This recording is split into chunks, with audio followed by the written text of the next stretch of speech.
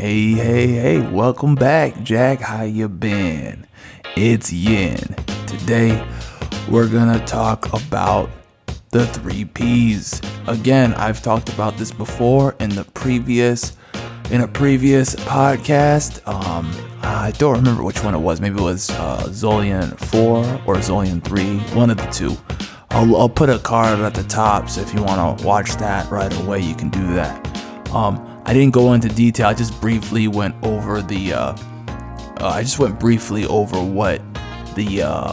overview of it was. The simple summary. I didn't give you a very in-depth look into it. That's what this video is about. This is what this podcast is about. So please forgive me when I say that I think it behooves you to listen to that one, just so you can get a good idea before you dive right in, just so that you understand the context that comes into this. But I will talk a little into detail about the 3 Ps. I did make a blog post talking about it in very detailed, in-depth dive into it. So definitely check that out. That link is in the description. Highly recommend it. I cannot recommend it enough. Be sure to check it out again the following week, because I'll put some examples, some pictures, some things that are more visually appealing, because it's mostly a wordy article. It's very good though. You'll get your money's worth as far as your time. There's nothing in there that's a waste of time. Your ROI is pretty high for what you're spending. It's about a 2-minute, 3-minute read. So there you go. I want to give a quick update on a couple things.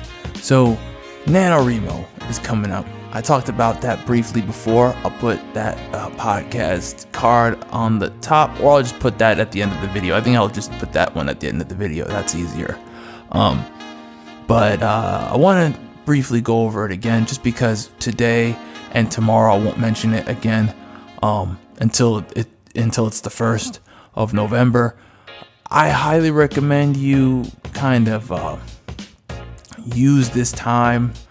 Once again, as I said in the blog post, use this time now, not just to write a 50,000 word novel, but really use this time as a way to better your reach, better your audience appeal, your branding, however you want to put it, your advertising, your strategies. Try new things, right? That means maybe practice writing copyright. Maybe practice figuring out how to write persuasive writing. It doesn't have to just be fiction. Remember that. A lot of people think that NaNoWriMo is about fiction. Now, obviously, I love fiction writing. That's what this channel is primarily about. I love fiction writing. Don't get me wrong. However, non-fiction writing has a wonderful time and place. It really helps a lot if you know how to write very, persuasively in a sales-like format, because it goes a long way. Now, you could write 1,000,000 emails, and yes, 1,000,000 emails will get you inevitably better than you were originally, but I believe that you get the most ROI for what your return of investment. For those of you who are not aware, you can get your best ROI by simply also reading other people's writing, non-fiction writing, as far as like sales books. I love reading sales books. It's one of the things that people, it's like a secret little society people sleep on. It's like a skill people forget that exists out there. Like sales people think, oh, it's just being, dishonest. It's like, no. Sales is not dishonesty. A good salesman is not dishonest. A good salesman will tell you what you're getting for what you're getting and still convince you to buy. A good salesman will never sell you something trash. He or she will sell you something that's of value to you and match the value of the product with the person who's willing to spend the money on the product, right? That's the mark of a true salesman, So there's all that. right? I just want that to be put out there. Learn some skills that will help you inevitably be better next year.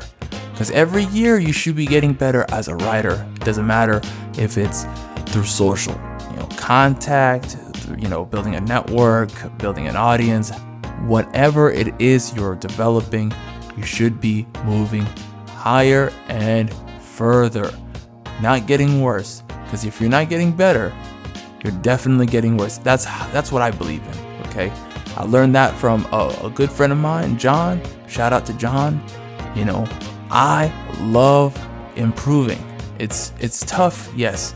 Is it gonna be awkward? Yes, absolutely. But in the end, it will always be worth it. Always. It's never I wish I didn't do that. No, it's always I'm glad I did that, but I wish I did more. Anyways, that's all that for now. I'll talk more about NaNoWriMo in the future as we get into NaNoWriMo. I don't want to get into it right now just because, to be quite honest, probably getting bombarded with a bunch of NaNoWriMo videos anyway. When I do it, I want it to be a little bit more unique than the run-of-the-mill, NaNoWriMo, blah, blah, blah. I don't want that to be the case. I want you to be like, okay, yeah, you're actually doing the work, you're developing stuff, you're doing stuff, as opposed to just talking about it. No offense to anyone, not naming names, but I've definitely seen that happen. Anyways, let's get into the video today.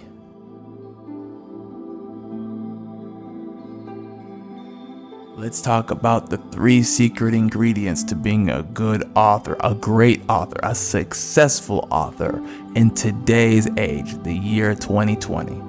Okay? The 3 P's are publishing, podcasting, and positivity. You need each of these 3 concepts in order to be successful as a writer, okay? As a writer, you are a brand. This is your brand. People are not only buying your work, they are buying into you as well. People who believe in you will eventually believe in your work. Likewise, people who believe in your work can eventually believe in you. That part is dependent on your capability to deliver the product that satisfies them. All it takes is one time. Remember that. One time before you have a captive audience. You do it one time correctly, you got them again. They're gonna come back. Nobody wants to buy a bad product, so you have to look at it from the buyer perspective. What would you like as a reader to read? What would you like? And you have to consider that person, right? Understand their perspective. But as a writer, you're probably not publishing every day, okay? And that is fine. That's okay. You're not supposed to be publishing every day. That's not a big deal. So how do you keep people engaged on a daily basis or on a weekly basis?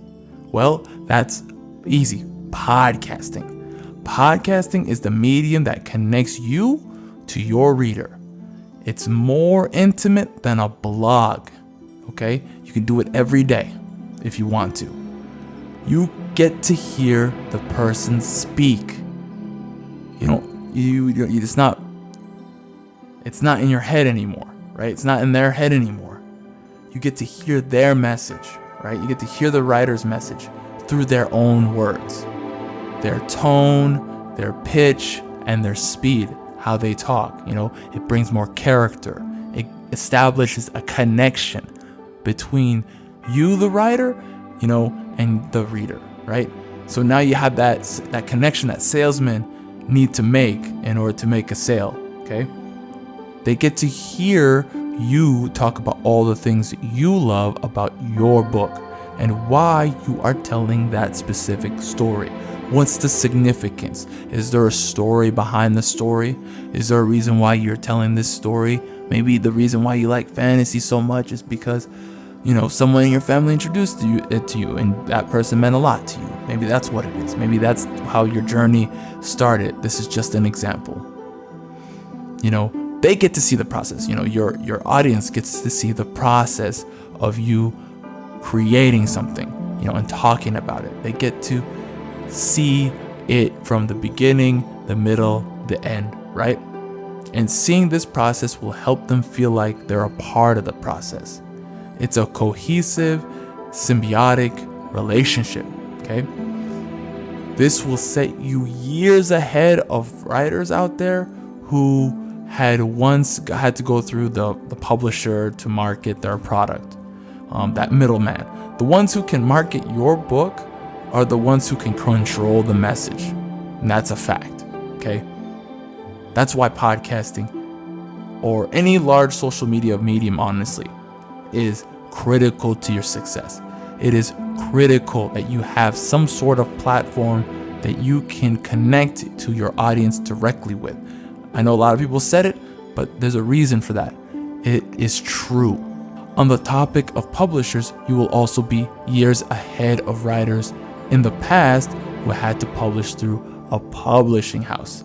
It used to be a battle, okay? A real battle for writers to even publish through a small press. Okay, you would have to even you would have to fight for every single idea. Can you imagine that? You'd have to fight for every single idea you had, and many writers actually complied, and with the pushback and had to acquiesce to the counter offers that's on some story beats or backgrounds that the publisher either found offensive or unpopular, unmarketable, whatever, or just not market friendly in general, right? And that's unfortunate, but that has happened in the past. Compromise these days is a choice. I hate to say it, it's a choice. As much as I empathize with writers, compromise these days is absolutely a choice, because now self-publishing exists on a global scale, and anyone can create the story they always wanted. The sky is the limit, and there are no shortage of mediums to choose from. The most popular stay popular due to site traffic and recommendation algorithms, but there are a variety of smaller sites. There are a variety of smaller sites that Amazon Kindle, then other than Amazon Kindle, offer for example, Gumroad, right? That offer that kind of service or of self-publishing. Now, the only tools you need at this point are the willingness to push onward and market your product. That is to say, you need positivity. You need drive. Remaining positive is incredibly important. It's crucial, okay? That's all you need. You need that. Every day, get up. You think to yourself, how do I go out there and reach a new person with my energy? You need to come out there with the vibe that says, hey, I'm a creator, I'm a writer, I'm a world builder, and this is my universe. Come check it out. You need to be appealing. You need to be open, right? You need to be this person who is like a hub. You can be a hub for people to come and check you out, your work, and all that stuff. You need to be that person. It is imperative. Now, some people might say, oh, I'm doing it my own way. That's great. That's your own way. You found your way. You found your vibe. You found your energy, right? That's a vibe. That's an energy. That's positivity. That's drive. Regardless of how different you interpret it or contextualize it, that's your brand. That is essential. You stand out. You're no longer the brown cow in a sea of brown cows. You're now a purple cow. Congratulations. And that's it. That's all you need. Remember, again, there's lots more examples and details in the blog, than what I've actually told you here. It's a very small gist of what the blog has, and it's a fairly different take on the matter, really. I did this so that you could have more information. The blog, again, has a lot more info. Check it out. Links in the description. I post the podcast on there as well every day. Pretty much every day. Every day there's a show. Let me be specific. Every day there's a show I post on there. So you can check that out. You can go right there and listen to it from the blog. And thanks again for listening. I appreciate your time and your patience. And have a great day. God bless. Bye-bye.